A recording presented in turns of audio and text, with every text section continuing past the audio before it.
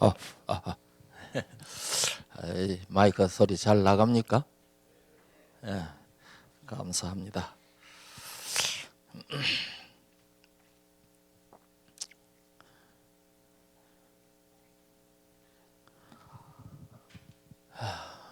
몇 년 만에 우리 마운틴 뷰 성도들을 예배 시간 안식일에 만나서 반갑습니다.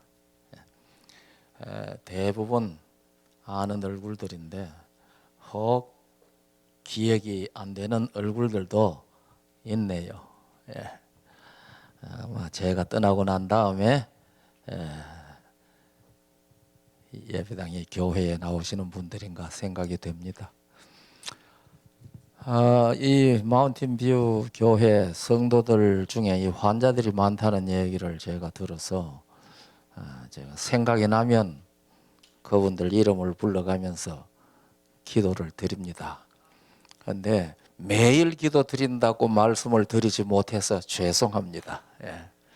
제가 기억이 될 때에 그렇게 기도를 드립니다.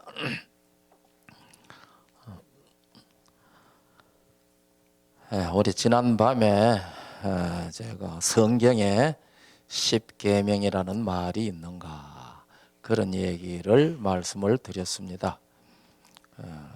성경에 십계명이라는 말이 몇 번 있다고 그랬습니까? 지난 밤에 3번 있습니다.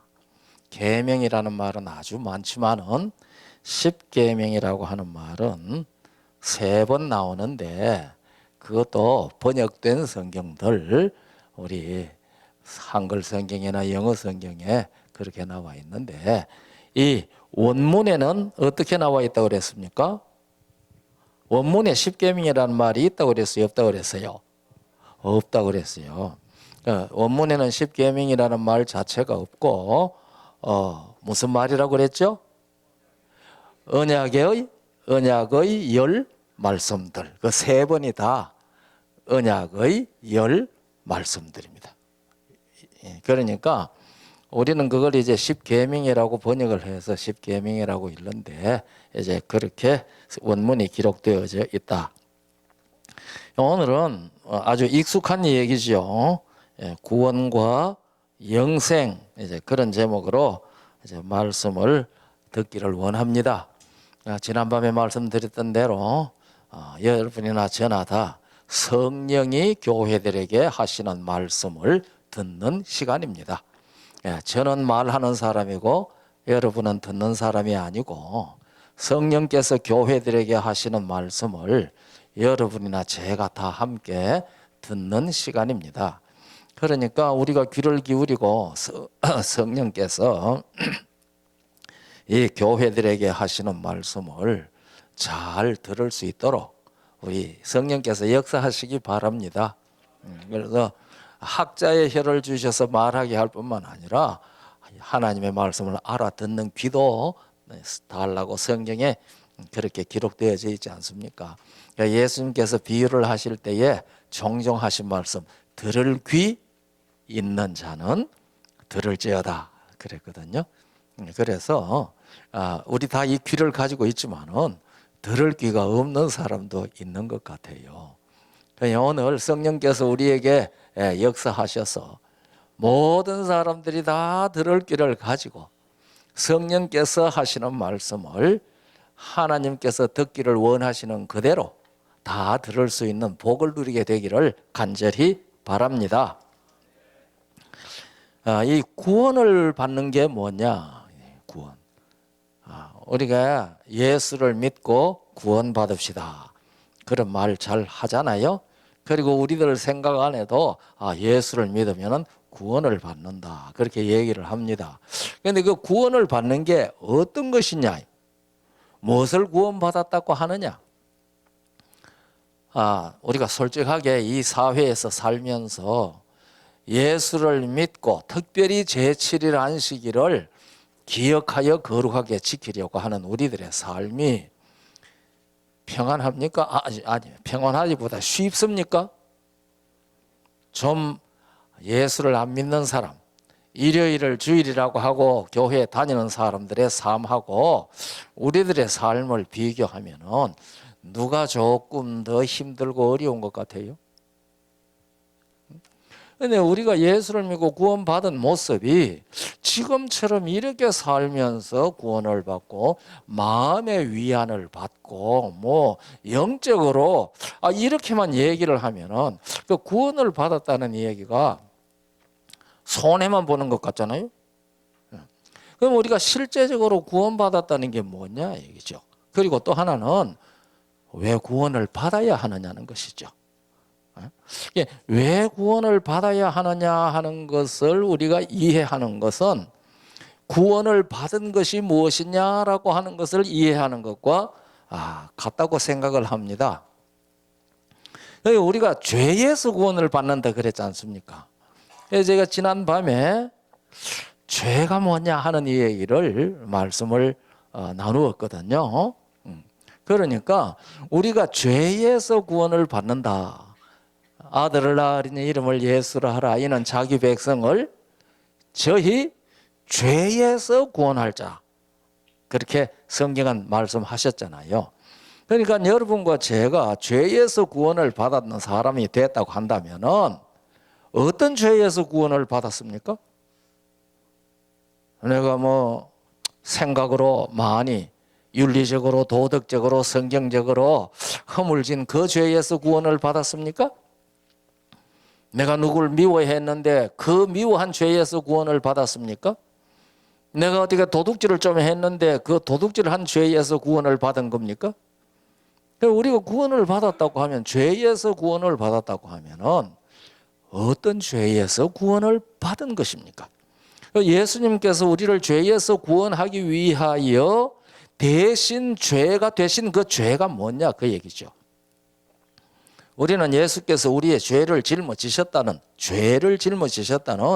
그런 말을 잘 합니다. 그 말이 틀린 말이 아니죠. 그러나 고린도 후서 5장 21절을 읽으면은 예수님께서는 우리의 죄를 짊어지신 것이 아니고 우리를 대신하여 죄가 되셨다고 그러셨어요. 예수님은 우리의 죄를 짊어지신 것이 아니고 우리를 대신하여 죄가 되셨다고 그랬습니다. 하나님이 죄를 알지도 못하신 자를 우리를 대신하여 죄를 삼으신 것은 그렇게 기록되어져 있거든요. 그리고 우리 시대의 소망에도 보면은 예수 그리스도께서는 우리를 대신하여 위하여 죄 자체가 되셨다고 그랬어요.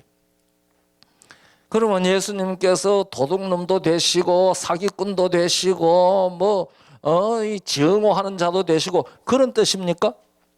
죄 자체가 되셨다. 예수께서 우리를 대신하여 죄 자체가 되셨다고 하면 우리가 그런 뜻이라고 생각하지를 않잖아요. 또 성경도 그렇게 나타내고 있지를 않거든요. 그러면 우리를 죄에서 구원하기 위하여 오셔서 예수님께서 죄 자체가 되셨는데 그 죄가 뭐냐 그 얘기입니다. 그러니까 바로 그 죄에서 우리를 구원하신 것이거든요. 그러니까 우리가 죄에서 구원받았다고 할 때에 성경이 말하는 죄 자체가 무엇인지에 대한 이해가 없으면은 구원받았다는 것이 무엇인지도 모르는 겁니다. 그래서 예수님께서 그런 말씀도 하셨잖아요. 나더러 주여 주여 하는 자마다 다 천국에 들어갈 것이 아니라 오늘 봉독했잖아요. 하늘에 계신 아버지의 뜻대로 행하는 자라에 들어가는데 그날에 많은 사람들이 예수님에게 와서 그날은 심판의 날일 것 같거든요. 그러니까 그날에 많은 사람들이 예수님에게 와서 내가 예수님 이름으로 선지자 노릇했습니다. 내가 예수님 이름으로 귀신도 쫓아냈습니다. 내가 예수님 이름으로 권능도 행했습니다. 이적도 행했습니다. 그러면 본인이 그런 말을 하는 본인이나 또 그 일을 하는 사람을 보는 사람들이나 그 사람이 구원은 당연하다고 생각할 가능성이 있잖아요. 저런 사람이 천국 안 가면 누가 가겠느냐 이런 생각을 할 가능성이 있습니다. 그런데 주위에 보는 사람이 그런 생각을 하는 것은 착각이라고 한다 할지라도 본인도 당연히 나는 천국은 따놓은 것이라고 생각할 수도 있지 않습니까? 왜냐하면 예수 이름으로 귀신아 나가라 하니까 귀신이 쩔쩔 매고 나갔다 이 말입니다. 내가 너에게 명하노니 예수 이름으로 나아라 하니까 병이 다 나았다 그 말입니다. 와, 그러니까 그 사람은 뭐가 충만한 사람으로 보여요? 성령이 충만한 사람으로 보일 것 아닙니까? 그런데 예수님께서 그런 사람에 대해서 뭐라고 말씀을 하셨어요? 내가 너희를 도무지 알지 못한다. 그러니까 이게 참 문제라 이 말이거든요. 그럼 우리가 구원을 받았다는 것이 도대체 무엇인가? 우리가 하나님께서 사람을 창조한 상태에 대해서 바르게 이해하는 게 참 중요하거든요. 하나님께서 사람을 창조하실 때에 흙으로 사람을 만드시고 그 코에 생기를 불어넣으셨는데 그 생명의 기운, 살리는 기운을 불어넣으셨다는 말이거든요. 그때 그 사람에게 들어간 그 생명의 기운은 무슨 생명이었을까요?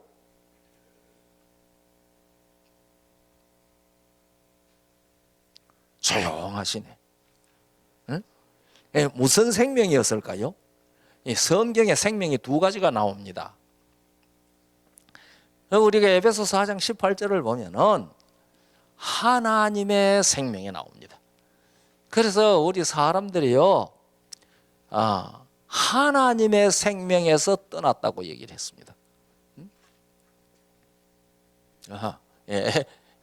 이 성경 절수 한번 띄워 보실래요? 에베소 4장 18절입니다. 그러니까 거기에 보면 사람들이 어디에서 떠나버렸어요? 하나님의 생명에서 떠났습니다. 그 하나님의 생명에서 떠났는데 언제 떠났을까요? 선악을 알게 하는 나무의 실과를 먹는 날에는 정령 죽으리라고 하나님 말씀하셨지 않습니까? 그때에 선악을 알게 하는 나무의 실과를 먹자마자 어디에서 떠나게 됐어요? 하나님의 생명에서 떠났어요. 그 하나님의 생명에서 떠난 표가 무엇이라고 그랬죠? 지난밤에 말씀드렸는데 빛이 옷이 없대 벌거벗은 줄 알게 된 겁니다. 그래서 요한복음 1장 4절에 예수님 그 안에 생명이 있었으니 이 생명은 사람들의 빛이라고 그랬거든요. 그러니까 하나님의 생명을 가진 사람은 빛을 옷으로 입게 되어 있습니다. 우리가 시편 104편 2절에 보면은 하나님은 빛을 옷으로 입으셨다고 그랬습니다. 그러니까 하나님의 생명을 받은 사람은 그 생명이 그에게 빛의 옷으로 나타났거든요. 선악을 알게 하는 나무의 실과를 먹자마자 빛이 없어졌어요. 벌거벗었습니다. 빛이 없어졌습니다. 그때 이 사람들이 하나님의 생명을 잃어버렸습니다.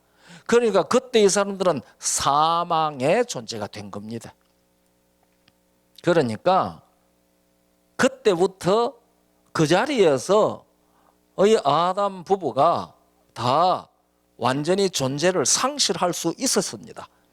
그렇게 되면은요, 생육하고 번성하여 땅에 충만하라. 그렇게 말씀하신 하나님의 말씀은 성취될 수가 없지 않습니까? 우리가 시편 이사야 44장, 이사야 55장 10절을 보면은 비와 눈이 내려서 땅에 풀을 내고 결실을 맺게 하는 것처럼 내 입에서 나간 말도 반드시 이루어진다고 말씀을 하셨거든요. 그러니까 생육하고 번성하여 땅에 충만하라고 하나님께서 말씀을 하셨으니까 그것도 이루어져야 됩니다. 그러니까 하나님께서 사람들에게 육체의 생명을 허락하셨습니다. 그래서 오늘날 우리가 가지고 있는 생명은, 부모로부터 이어받는 생명은 다 육체의 생명입니다. 그래서 우리가 레위기 17장 11절을 보면은 육체의 생명은 피에 있나니 그렇게 얘기를 했습니다. 성경에는 하나님의 생명이 하나 있고 육체의 생명이 하나 있는데 우리의 시조에게 처음에 하나님께서 불어넣으신 생명은 하나님의 생명이었습니다. 그것은 영생하는 생명이었습니다. 하나님이 사람을 죽도록 창조하신 것이 아니거든요. 그랬는데 선악을 알게 하는 나무의 실과를 먹으면은 그 생명을 잃어버리는 겁니다.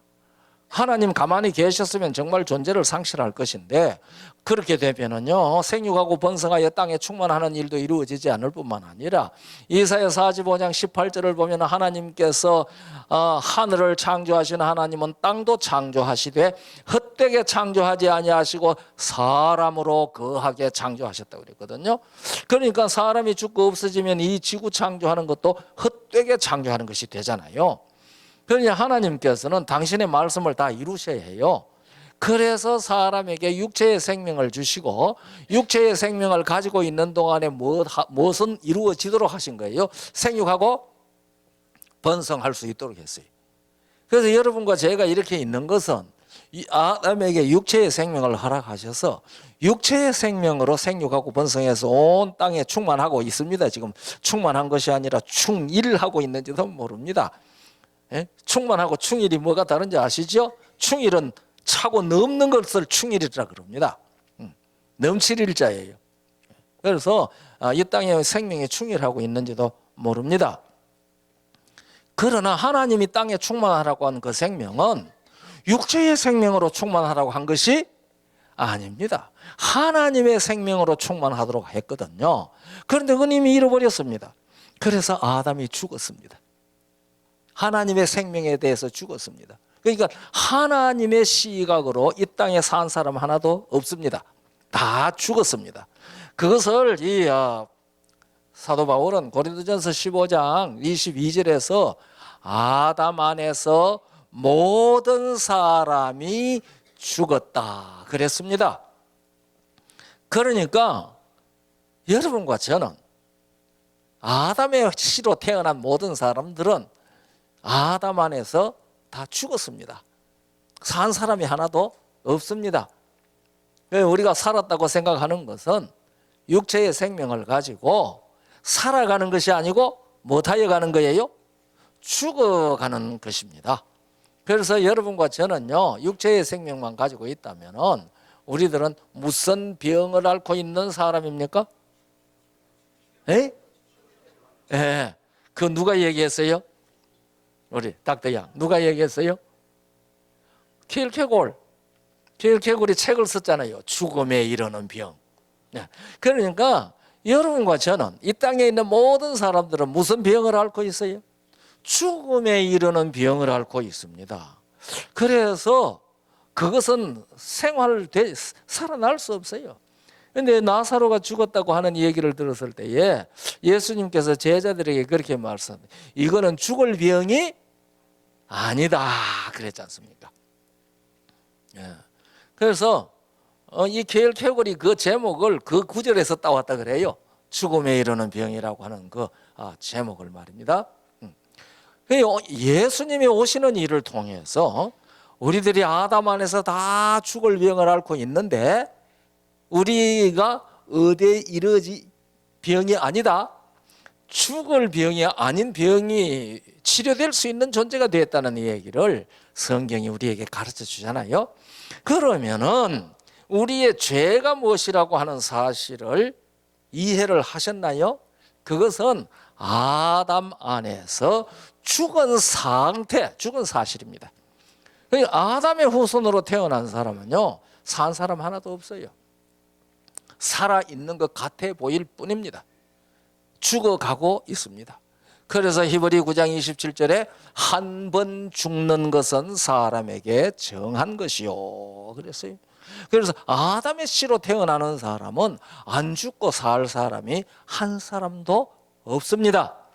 그래서 이 아주 도덕적으로 선을 행하고 그렇게 착실히 살고 십계명 다 잘 지키고 그렇게 하면은 자기의 공로로 사망에서 생명으로 옮길 수가 있을까요? 죽은 사람이 열심히 노력해가지고 살아날 수가 있을까요? 죽은 사람이 노력할 수 있을까요? 죽은 사람은 노력도 할 수 없어요. 오늘날 우리 교회에서 회개하라고 많은 얘기들을 하는데 회개가 뭔지를 모르더라고요. 나 자신부터도요. 우리가 도덕적으로 이것저것 잘못한 것들, 오늘도 내가 누구를 미워했는데 용서해 주세요, 뭐 거짓말했는데 용서해 주세요, 그런 걸 회개라고 생각하는데 그것도 회개는 맞아요. 그거 회개 아니라고 하는 거 아니에요? 그러나 제가 성경을 전 번역된 우리 한글 성경을 쭉 찾아보니까요, 네가 지은 죄를 회개하라는 말이 한마디도 없더라고요. 깜짝 놀랐어요. 그 뭐라고 그랬는가? 회개하라, 죄 사함을 받을 것이라고 그랬어요. 회개하라, 그리하면 죄 사함을 받을 것이라. 네가 지은 죄들을 회개하라. 도덕적으로, 율법적으로, 성경에서 말하는 신앙적으로, 종교적으로 지은 죄, 네 지은 죄를 회개하라는 말이 한마디도 직접적으로, 제가 오해하지 마세요, 직접적으로 그런 표현이 한마디도 없더라고요. 그러면 직접적으로 한 말은 무슨 말이냐? 죽은 행실을 회개하라고 그랬어요. 히브리 6장 1절에 보면은 죽은 행실을 회개함과 그랬습니다. 히브리 6장 1절 2절에는요, 초대 교회에서 가르쳤던 기본 교리 6개가 나와 있습니다. 그 기본 교리 6개가 나와 있는데 거기에 죄의 회개가 제1단계입니다. 그런데 그것을 죽은 행실을 회개하라 그랬습니다. 그리고 이 사도행전 20장에 보면은요, 하나님께 회개하라 그랬어요. 그런데 네 죄를, 네가 지은 죄를 회개하라, 이런 표현은 없더라고요. 그런 뜻의 말은 있어요. 그게 죽은 행실이 도대체 뭐냐? 죽은 행실을 회개하라. 죽은 행실. 그러니까요, 하나님의 생명 없이 육체의 생명만 가지고 사는 모든 사람들이 하는 행실 자체는 그것이 도덕적으로 선하든지 안 선하든지 간에 다 죽은 행실입니다. 그거 회개해야 돼요. 나는 죽은 행실입니다. 나는 죽은 자입니다. 그래서 이것을 가리켜서 이 에베소 4장 22절은 뭐라고 그랬는가 하면은요, 너희는 썩어져 가는 구습을 쫓는, 썩어져 가는 구습을 쫓는 옛 사람을 벗어버리고, 그 옛 사람은 아담 안에서 죽은 사람입니다. 그러니까 아담 안에서 죽은 사람에게서 나오는 모든 행실은 무슨 행실이라고 성경이 얘기했습니까? 썩어져 가는 행실이라고 그랬습니다. 썩어져 가는 행실. 그러니까 우리가 윤리와 도덕으로 아무리 선한 행실을 한다고 해도 하나님의 눈에는 그것은 뭐 하여 가느냐? 썩어져 가는 구습입니다. 그러니까 이 세상에서 윤리와 도덕적으로 성인이라는 말을 듣는다 할지라도 그것은 하나님의 시각으로는 누가 하는 행실이에요? 생명 없는 죽은 사람이 하는 행실입니다. 죽은 사람이 하는 행실은 성경은 무슨 행실이라고 말했습니까? 썩어져 가는 구습이라고 했습니다. 그러니까 우리가 죽은 행실을 회개하라 하는 얘기는 자기가 무슨 존재라는 사실을 회개하라는 겁니까? 생명이 없는 존재라는 사실을 깨닫고 회개하라는 말입니다. 그래서 예수님 앞에 나와서 예수님 없이는 나는 생명이 없는 자입니다. 그러니까 예수의 생명이 내 생명이 되게 해주세요. 그것을 거듭난 생명이라고 말합니다. 그러니까 나더러 주여 주여 하면서 예수 이름으로 권능도 행하고 예수 이름으로 귀신도 쫓아내고 그렇게 다 해도 그가 뭐 안 했을 수 있다는 말입니까? 거듭나는 경험이 없을 수 있다는 얘기입니다. 우리가 고린도전서 10장 1절로부터 11절까지 읽어보면은 그 구절 너무 길어서 제가 지금 다 읽지를 않는데요, 이런 말씀이 있습니다. 1절부터요. 형제들아, 너희가 알지 못하기를 내가 원치 아니하노니 우리 조상들이 다 구름 아래 있고 바다 가운데로 지나며 모세에게 속하여 다 구름과 바다에서 침례를 받고 다 같은 신령한 식물을 먹으며 다 같은 신령한 음료를 마셨으니 이는 저희를 따르는 신령한 반석으로부터 마셨음에 그 반석은 곧 그리스도라. 자, 이 사람들 다 뭐 했어요? 이 사람들 다 뭐 했어요? 모세에게 속하여 다 구름과 바다에서 뭘 받았어요? 침례 받았어요. 그리고 신령한 음식 다 먹었어요. 성경 말씀 다 잘 배웠다는 말입니다. 그 다음에 신령한 음료를 마셨어요. 성령의 역사에 참여했단 말입니다. 예, 예수님으로부터 다 그거 했어요. 5절 보세요. 그러나 그들의 다수를 하나님이 기뻐하지 아니하셨으므로 그들이 광야에서 멸망을 받았느니라. 이러한 일은 우리의 본보기가 되어 우리로 하여금 그들이 악을 절기한 것 같이 절기하는 자가 되지 않게 하려 함이니 그랬지 않습니까? 그러니까 이 사람들 오늘날 식으로 얘기를 하면은 다 뭐 받은 사람들이에요? 뭐 받은 사람들이에요? 침례 받은 사람들이에요. 이 사람들 다 무슨 공부 열심히 한 사람들이에요? 신령한 음식 먹었으니까. 무슨 공부 열심히 했어요?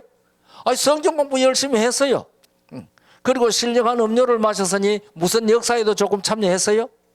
성령의 은사의 역사에도 좀 참여를 했어요. 그랬는데 뭐 했다고요? 소수를 기뻐하지 않았어요? 다수를 기뻐하지 않았어요? 다수를 기뻐하지 않았어요.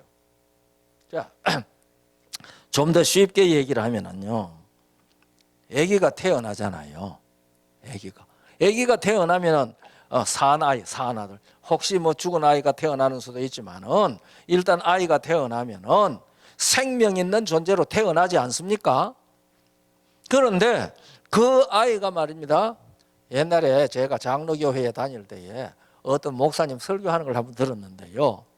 어떤 아버지가 자기가 저 사람 운동도 하고 노동도 하고 그렇게 다 해야 되는데 어린아이는 맨날 누워가지고 있어요. 갓난아기가 누워있고 엄마 젖이나 빨고 그냥 누워가지고 다 팔이나 그런 거 놀리고 있단 말입니다. 그러니까 이 아버지가 가만히 생각을 하니 사람은 운동을 해야지 사는데 저 아이가 운동도 안 하고 이렇게만 하니까 저게 운동이 되나 그런 생각이 들었대요. 그래가지고 자기가 들어누워서 아이처럼 한번 해봤대요. 이 손발로. 아이고 조금만 하니 너무 힘이 들어서 못하겠더래요. 그런데 그 아이로 하여금 이 손발을 놀리고 젖을 먹고 혀를 휘두르고 하는 거 무엇이 그렇게 해요? 무엇이 그 갓난아이로 하여금 그렇게 하도록 합니까? 그 아이 속에 있는 생명력이 그렇게 하는 겁니다. 생명력이. 예. 그러니까 그 아이가 그 생명력을 가지고 성장합니다. 그런데 죽을 수도 있어요. 우리 고수송 형제 안 보이네. 어디 앉아 있노? 제가 여기 있을 때 고수송 형제 집에 방문을 갔거든요. 그냥 밑에서 고가 저보고 그래요. 목사님, 구원받는 게 참 힘듭니다. 제가 그때 책을 하나 드려서 꼭 읽어보세요 그랬거든요. 그 책이 무슨 책인가 하면은 왜 꼭 예수를 믿어야 합니까? 그 책을 자기가 좀 읽어봤는데 구원받는 게 참 힘듭니다. 그렇게 얘기를 해요. 그래서 제가 이 얘기를 했어요. 제가 하나 물어볼게요. 아기를 낳는 것이 힘듭니까? 아기를 기르는 것이 힘듭니까? 그렇게 물어봤거든요. 여러분은 엄마들 어떻게 대답하시겠어요? 기르는 거 힘든다고 그러더라고요. 기르는 것이 더 힘들죠. 그러면 기를 때 아이한테 잔소리 좀 많이 했습니까? 그러면 많이 했죠. 그래. 엄마들 다 잔소리들 좀 했습니까? 그래서 성경은 태어난 아이한테 엄마가 잔소리하는 얘기라고. 이 성경은 너는 태어나서 생명을 가지고 있으니까 그 생명 다치지 않도록 병들지 않도록 건강하게 자라도록 그러면 안 돼. 그거 먹으면 안 돼. 이거 먹어야 돼. 그러면 안 돼. 그게 성경의 얘기입니다. 그러니까 구원받는 것은 쉬워요. 그러나 그건 왜냐하면 애기 낳는 것과 같으니까. 그러나 그 받은 구원을 지키는 것이 쉽지 않습니다. 왜 아이 태어나게 하는 것보다가 기르는 것이 힘드는 것과 꼭 같습니다. 그러니까 우리가 성경이 말하는 대로 뭐만 받으면 구원은 받아요. 뭐만 믿으면, 예수님이 나의 구주라고 하는 것을 진정으로 믿고 고백하면 구원 받아요. 그래서 이 고린도전서 15장 22절부터 읽어보면 이렇습니다. 잘 들어보세요. 아담 안에서 모든 사람이 죽은 것 같이. 무슨 사람이? 모든 사람. 그러니까 아담의 씨로 이 땅에 태어나는 사람 치고 산 사람이 있단 말이에요, 없단 말이에요? 없어요. 다 죽었어요. 네, 죽은 것 같이. 그 다음 말이죠. 그리스도 안에서 모든 사람이 삶을 얻으리라. 그러면 아담 안에서 죽은 모든 사람하고 그리스도 안에서 삶을 얻을 모든 사람은 같은 모든 사람일까요? 다른 사람일까요? 같은 모든 사람이에요. 그러니까 예수 그리스도께서 십자가에 못 박혀 죽으시는 일을 통해서 죄 자체가 되셔서 사망의 존재가 되셨단 말입니다. 우리를 대신하여 예수님이. 죄 자체가 되셨다는 말은 예수님께서 십자가에서 죽으시는 일로 예수님도 사망의 존재가 되셨다, 그 말입니다. 그래서 십자가에서 죽으셨어요. 그 십자가에 죽으시는 일을 통해서 무엇을 패하셨다고 기록했어요? 디모데후서 1장 10절에 보면은 사망을 패하셨다고 그랬어요. 사망을 패하셨다. 예수께서 십자가에 죽으시는 일을 통해서 아담 안에서 죽은 그 죽음, 사망을 패하셨다고 그랬습니다. 그러니까 이제 아담 안에서 죽은 죽음으로 죽을 사람은 있단 말이에요? 없단 말이에요? 없단 말이에요. 아담 안에서 죽은 그 죽음으로 죽을 사람은 한 사람도 없습니다. 그러니까 아담 안에서 모든 사람이 삶을 얻게 되어 있어요. 그러니까 아담의 후손된 사람들로서 이 세상에 사는 사람은 구원 못 받은 사람이 있을까요? 없을까요? 이 말씀에 의하면 구원 못 받은 사람이 있어요? 없어요? 없어요. 예. 아담 안에서 모든 사람이 죽었는데 그리스도 안에서 모든 사람이 삶을 얻는다고 그랬거든요. 이 같은 뜻의 말은요, 로마 5장 18절에도 있습니다. 한 범죄로 모든 사람이 정죄에 이른 것 같이 의의 한 행동으로 모든 사람이 의롭다함을 받아 생명에 이르렀느니라고 그랬어요. 우리 번역에는 많은 사람이라고 되어 있는데 이 헬라어를 보면은 모든 사람입니다. 그러니까 죄가 몇 개냐 물어보면은 수도 없이 많죠. 그런데 범죄가 하나라고 그랬잖아요. 로마 5장 18절입니다. 한 범죄로 모든 사람이 정죄에 이른 것 같이 예수님이 우리를 위해서 하신 의의 행동이 몇 개라고 그랬어요? 하나라고 그랬어요. 의의 한 행동으로 말미암아 모든 사람이 의롭다 하심을 받아 생명에 이르렀느니라. 이게 고린도전서 15장 22절하고 똑같아요. 그러니까 아담의 씨로 태어난 사람들은 예수께서 십자가에 죽으시고 부활하시는 사실을 통해서 다 예수님이 주신 무슨 생명을 가질 수 있게 됐다는 거예요. 영생의 생명, 안 죽는 생명, 구원받은 생명 다 가지고 있게 됐다 이 말입니다. 그래서 구원이라고 하는 것은 아담 안에서 죽은 상태에서 예수 그리스도 안에서 생명을 얻은 상태에 그 생명을 얻는 것을 구원이라고 합니다. 이걸 깨닫고 죽은 행실을 회개해야 되는 거거든요. 그걸 깨닫고 죽은 행실을 회개하는 것은 예수께서 주신 것을 받아들이는 거예요. 생명을 받아들이는 겁니다. 그 고린도전서는 이렇게 얘기를 합니다. 아담 안에서 모든 사람이 죽은 것 같이 그리스도 안에서 모든 사람이 삶을 얻으리라. 그러나 각각 자기 차례대로 되리니 먼저는 첫 열매인 그리스도요, 다음에는 그리스도 강림하실 때에 그에게 붙은 자요, 그 후에는 나중이니 저가 모든 정사와 모든 권세와 능력을 멸하시고 나라를 아버지 하나님께 바칠 때라. 둘째 부활입니다. 부활은 예수 그리스도 안에서 생명을 다 얻었기 때문에 아담 안에서 모든 사람이 죽었는데 그리스도 안에서 모든 사람이 생명을 얻었기 때문에 다 뭐는 해요? 부활해요. 다 부활해요. 악인들이 그래서 부활하는 겁니다. 악인들 뭐 심판해가 벌 주기 위해서 부활시키는 것이 아니고, 성경이 이야기하잖아요. 아니고 예수 그리스도가 사망을 패하시고 생명과 썩지 아니할 것을 드러내셨기 때문에 아담 안에서 죽은 모든 사람이 그리스도 안에서 다 삶을 얻어요. 그런데 부활하는 것이 무슨 차례가 있어요. 차례.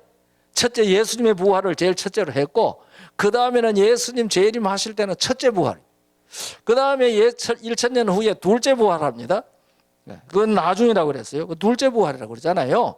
그런데 이 둘째 부활은 왜 하느냐, 왜 하느냐. 저는 장로교회에서 우리 재림교회로 교회를 옮긴 다음에 이 영혼불멸론이 성경에서 틀렸다는 사실을 알았잖아요. 그 장로교회에 있을 때 왜 둘째 부활, 죽은 자 왜 살리느냐 하는 얘기를, 영혼만 벌 받는 게 아니라 육체까지 벌 받아야 되기 때문에 이 벌 주기 위해서 부활시킨다고 그렇게 들었거든요. 요새도 그렇게 말하는지 저는 모르겠어요. 제가 그때는 그렇게 들었습니다. 그러니까 둘째 부활이 있어야 되는 게 당연한데, 우리 재림교회 와서 성경을 배워보니 영혼 불멸론이 성경적이 아니라는 사실을 깨달았거든요. 그럼 영혼 불멸론도 아닌데 이왕 죽어가지고 흙이 돼서 아무것도 없는데 그냥 사랑의 하나님이 놔두면 되지. 그거 왜 굳이 부활시키나? 둘째 부활을 시켰어. 그 왜 풀무 속에 집어넣어가지고 그렇게 고생을 시키나? 이 생각이 머릿속에서 떠나지를 않고 해결이 안 되는 겁니다. 왜 둘째 부활시키나? 예. 그래서 제가 성경을 읽다가 고린도전서 15장 22절부터 이 구절을 발견해서, 그래서 둘째 부활을 할 수밖에 없구나. 왜? 아담 안에서 죽은 모든 사람이 그리스도 안에서 사는 모든 사람이 됐으니까. 그러니까요, 이 악인들이 말입니다, 자기도 예수 안에서 구원을 받았었다는 사실을 언제 알까요? 둘째 부활함으로 아는 겁니다. 예수께서 우리도 살려나셨는데 우리는 그 생명을 뭐 했어요? 거절했구나. 그래서 이 사도행전 13장 46절에 보면 이런 말씀 나옵니다. 바울과 바나바가 담대히 말하여 가로되 하나님의 말씀을 마땅히 먼저 너희에게 전할 것이로되 너희가 버리고, 잘 들으세요, 너희가 버리고, 이거 나왔나? 너희가 버리고 뭐요? 영생을 얻기에 합당하지 않은 자로 못하기로, 자처하기로 우리가 이방인에게 향하노라. 그러니까 영생에 가지 못하는 모든 사람들은 이 땅에 육체의 생명 가운데 살 때에 예수 그리스도 안에서 주어 놓은 영생을 얻기에 합당하지 않은 자로 사는 겁니다. 그래서 구원과 영생은 다른 겁니다. 그래서 우리가 예수 그리스도를 믿고 침례를 받고 성경 말씀 배우고 성령의 참여함도 경험을 하고 했지만은, 그가 그리스도인으로 살면서 하나님이 주신 이 영생의 생명을 생활 가운데 나타내는 것을 거절하고 살았다, 그 말입니다. 그러니까 둘째 부활에 참여해요. 생명은 이미 얻었다는 사실을 둘째 부활하는 일을 통해서 하나님께서는 그들에게 증명해 주신 것입니다. 그러나 그들이 이 땅에 육체의 생명을 가지고 살고 있는 동안에 어둠에 합당치 않게 자처했어요? 영생을 얻기에 합당치 않은 자로 자처했습니다. 우리가 각시대의 대쟁투 544페이지라고 생각하는데, 거기에 보면은 그 심판하실 때에 하나님께서 영생을 가지기에 합당하지 아니한 자로 자처한 모든 사람에게 그 생명을 거두신다, 그렇게 되어 있습니다. 그게 둘째 사망이에요. 그게 둘째 사망입니다. 그러니까 이 둘째 사망은 물론 심판의 형벌이 있습니다. 그러나 그 핵심은 뭐 한 사람들이에요? 영생을 얻기에 합당치 아니한 자로 자처한 모든 사람들에게 무엇을 거두는 거예요? 그 하나님께서 주신 영생을 반납받으시는 겁니다. 그래서 그 사람들은 무슨 자가 되는 거예요? 죽은 자이지 않습니까? 죽은 자. 우리가 이 마가복음 12장 27절에 보면은 하나님은 산 자의 하나님이요 죽은 자의 하나님이 아니라고 그랬습니다. 그러면은요, 오늘날 우리가 육체의 생명만 가지고 이 땅에 살면서도 가정에 초상이 나면은 어떻게 합니까? 아이고, 너무 사랑하는 어머니, 너무 사랑하는 아들, 딸, 그러니까 호흡이 끊어져 가지고 있는데도 아이고, 우리하고 같이 있어야지 하고 집안에 모셔놓는 사람 몇 사람이나 있어요? 아무도 없어요. 그러면은 그럴 때에는 그 사람을 어느 땅으로 보내야 돼요? 대답 좀 하세요. 어느 땅으로 보내야 돼요? 죽은 자의 땅으로 보내야 돼요. 죽은 자의 땅으로. 그러니까 하나님 나라에는 누구는 갈 수가 없어요? 죽은 자는 갈 수가 없어요. 그러니까 아마 이 시편 27편 13절인가 보면은요, 제가 이 장수 좀 씁니다. 산자의 땅에 있으며 내가 거기서 여호와의 어제 볼 것을 믿었도다 그랬어요. 그러니까 우리가 예수 그리스도 안에서 무슨 자들이 되어야 돼요? 산자가 되어야 돼요. 산자. 그래서 예수 그리스도 안에서 물과 성령으로 진정으로 거듭나서 산자가 되었을 때에 그것을 뭐 받았다? 구원받았다. 구원받았다. 그러면 그 생명을 뭐 해야 돼요? 지켜야 돼요. 언제까지? 예수님 재림하실 때까지. 그 생명을 잘 지켜야 됩니다. 그러니까 우리가 구원을 받아서 이거 어제 고린도전서 10장 1절부터 있는 말씀대로 침례받고 말씀 배우고 성령의 역사도 좀 맛보고 그렇게 했지만은 그 생명의 역사, 그 생명의 역할, 하나님이 주신 그 생명의 역할로 생각과 말과 감정과 생활 태도에서 그 역할이 생명력이 나타나도록 생활하지 못하는 사람은 무엇을 거절하는 사람이에요? 영생을 얻기에 합당하지 않는 자로 자처하는 삶을 살게 되는 겁니다. 그렇기 때문에 구원받는 것하고 영생을 얻는 것하고는 같은 줄에 있는 것이지만은 같은 사실은 아닐 수도 있다는 말입니다. 그러니까 여러분들 여기 다 구원받은 사람들입니다. 그러니 우리가 이 받은 구원을 예수 그리스도 안에서 예수님 재림하실 그날까지 지켜야 돼요. 지켜야 됩니다. 그 성경에요, 지키라는 말이 얼마나 많이 나옵니까? 안식일을 지키라, 믿음을 지키라, 지키라. 저는 그 지키라는 말이 너무 감사해요. 왜냐하면 어떤 걸 지켜요? 우리 목사님. 가진 것을 지켜요? 안 가진 것을 지켜요? 가진 것을 지킵니다. 그러니까 하나님께서 지키라 지키라고 할 때는 그것은 다 하나님이 우리에게 뭐 하셨다는 말이에요? 주셨다는 말입니다. 그런데 우리가 잘 못 지키면 뭐 하는 자가 돼요? 영생 얻기에 합당하지 못한 자가 되는 겁니다. 아무쪼록 우리 마운틴뷰 성도 여러분들이요, 이 구원과 영생이 성경에서 이와 같이 나타나 있다고 저는 그렇게 깨달았거든요. 지금 제가 말씀드린 것은 제 신앙 고백입니다. 제 신앙 간증입니다. 그러니까 동의 안 하는 사람도 있을 수 있어요. 그건 뭐 상관없어요. 저는 제가 깨달은 바대로 주님 앞에 굴복하기 위하여 날마다 기도합니다. 우리는 말씀에, 깨달은 말씀에 굴복하는 삶을 살아야 합니다. 아무리 내가 잘 살아봤던 우리의 의인은 다 더러운 옷과 같습니다. 그래서 저희는 이 잠자리에 들기 전에 저희 내외가 무릎 꿇고 기도합니다. 꼭 저녁 예배를 하면서 아버지, 오늘 내 생각과 말과 감정과 태도로 하나님께 영광이 되지 못했고 사람들에게 덕을 끼치지 못한 모든 허물들을 주의 크신 자비와 긍휼을 따라서 주의 보혈로 깨끗하게 해주시고 주의 빛나고 깨끗한 세마포를 입히시사 오늘 하루의 삶을 받아 주시옵소서. 주께서 우리를 그렇게 하시고 당신의 빛나고 깨끗한 세마포를 입히셔서 받아주지 아니하면 우리는 주님 앞에 설 수가 없습니다. 영생 얻기에 합당한 자가 될 수가 없습니다. 그러니까 우리가 구원받는 것하고 그 받은 구원이 영생에 이르기까지 우리가 그것을 잘 지켜야 된다는 사실.